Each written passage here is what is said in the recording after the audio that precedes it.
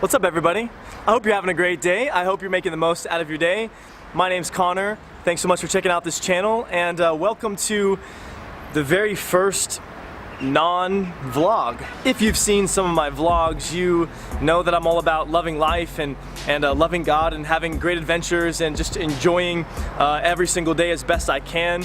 And as my channel progresses, we're at 21 vlog episodes now. I've just been thinking a lot about where I can go from here and how I can share my heart with you guys. And I think the way to do that is gonna be by uploading twice a week.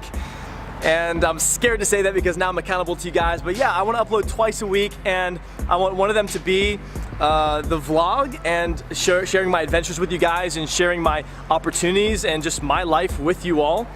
And the other upload is going to be sharing my thoughts and my heart with you guys. So I'm not sure what I'm going to call these segments, but they're not quite vlogs. They're more just my thoughts that I want to share with you guys. I just want to be transparent, and I think transparency is something that we lack within the Christian community. It's so easy to put our best face forward and not let people see our insecurities or our vulnerabilities, not let people in because for some reason that makes us weak. But God tells us that in our weaknesses, He is made strong. And I think this topic is something that a lot of people can resonate with and relate with. If you don't relate to this, then great. I'm so thankful for you. If you can relate with this, then I just want to be an encouragement today and hopefully, I don't know, maybe give you some light in your time of darkness. So my story goes like this. Rewind to the end of 2015. My life was awesome. I was in a place that I wanted to be. I had a job that I really enjoyed. I was working with people that I really enjoyed working with. Like, everything was picture perfect, so it seemed. But a lot of things happened that kind of unraveled my picture perfect life.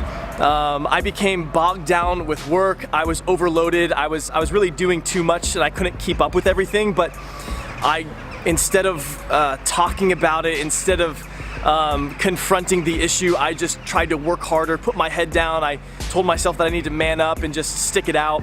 And I started complaining to a lot of people around me, and I started to be somebody that wasn't enjoyable to be around because I wasn't happy anymore. I was just complaining, and I didn't enjoy the work I was doing. I was just getting through the day, and it wasn't a healthy thing for me. I was really lost and confused and frustrated, but also just waiting to see what would happen, waiting to see how the dust would clear. Because things were so stressful during that time, I developed a lot of acne, and as a dude who's prideful, I hated it. And so I decided to take measures that I'd heard other people take, and I put myself on Accutane, like the mother of all acne medicines.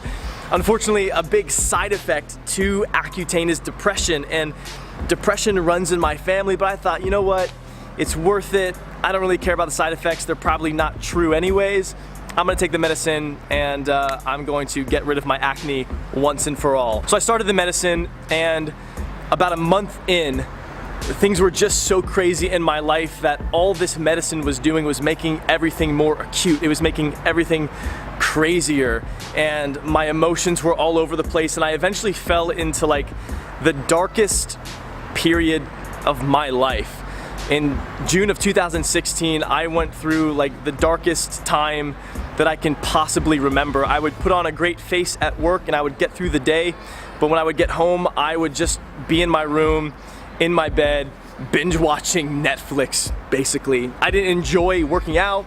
I didn't enjoy hanging out with friends. I didn't even enjoy socializing with my own family. I just wanted to be alone in my thoughts, and I was totally depressed, and I really didn't even know it. It felt good to feel bad. My parents eventually confronted me about this because I was living at home during the time, and after a couple of emotional conversations with my dad, I finally broke down and recognized that I needed help and that I wasn't doing well. My spirit was hurt, my attitude was terrible, I didn't enjoy life, and I didn't see any way out of the blackness. I was simply existing, which is not a fun place to be. And so I went back and paid a visit to the dermatologist. They took me off the medicine and recommended that I go see a therapist. And that was something that, in my stubbornness, I decided to do because I wanted to continue the medication.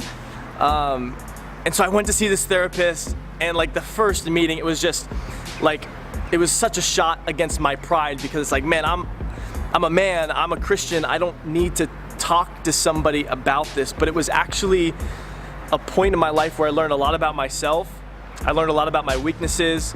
I learned a lot about where I'm susceptible to feeling really, really sad and sorry for myself. And I also learned how to battle it in practical ways, in addition with scripture. It doesn't mean that you're a weak Christian or a terrible person for being depressed. It doesn't mean that you should feel guilty or not right with God because you're experiencing depression. I was working for a ministry and I was experiencing depression. Now, it doesn't mean that I was extremely right with God, but I'm very thankful for that time in my life where I learned how to, I don't know, deal with my emotions and combat them in a positive way.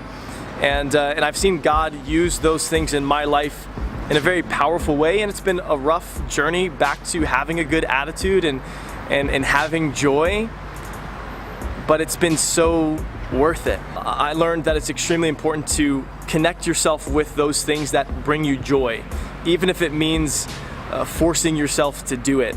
I have to work out now. I have to exercise because it clears my mind and it makes it fills me up. It gives me joy. I have to do what I love, which is speak truth into other people's lives. And I'm not a pastor of a church yet. I'm not a full-time missionary yet, but YouTube is a way for me to do that. And then I also learned that it's extremely important not to shut people out.